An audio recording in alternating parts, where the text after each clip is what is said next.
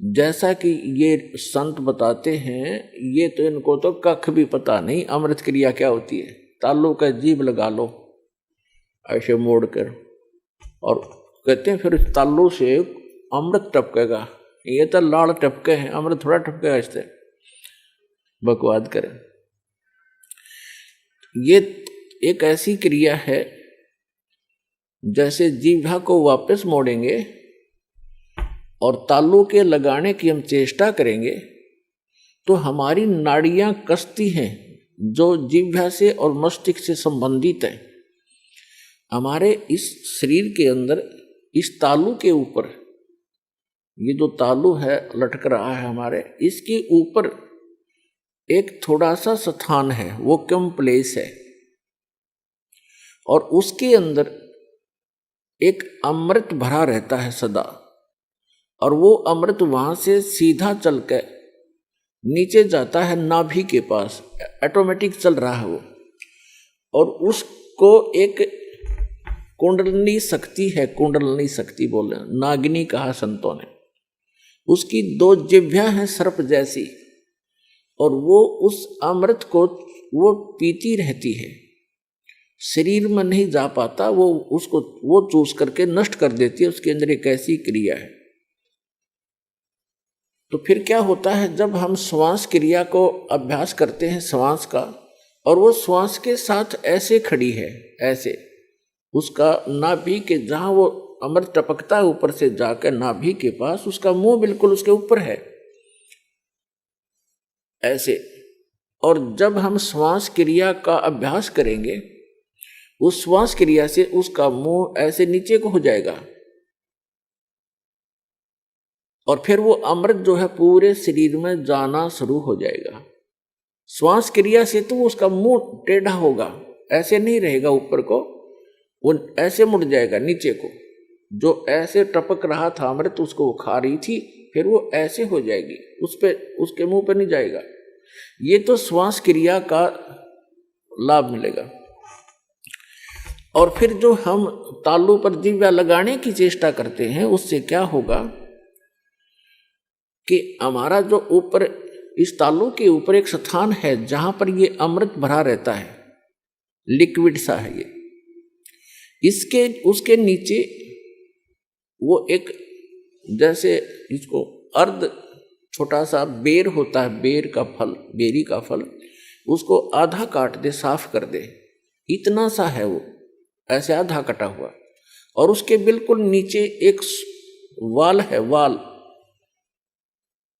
और उसके ऊपर एक छोटी सी नाड़ी टिकी हुई है जो उस वाल के सुराख को रोक रही है। तो उस अभ्यास करने से एक तो उसकी वो नीचे को हो जाएगी,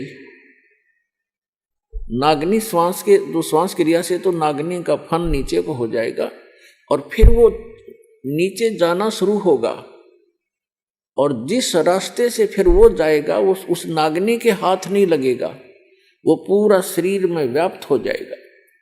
एक स्वाभाविक ओवरफ्लो होकर के वो छोटा सा जो अर्ध बेर का, आधे बेर का जितना स्थान समझो खाली, ओवरफ्लो होकर जब जाता है तब वो नागनी के मुंह पर गिरता रहता है।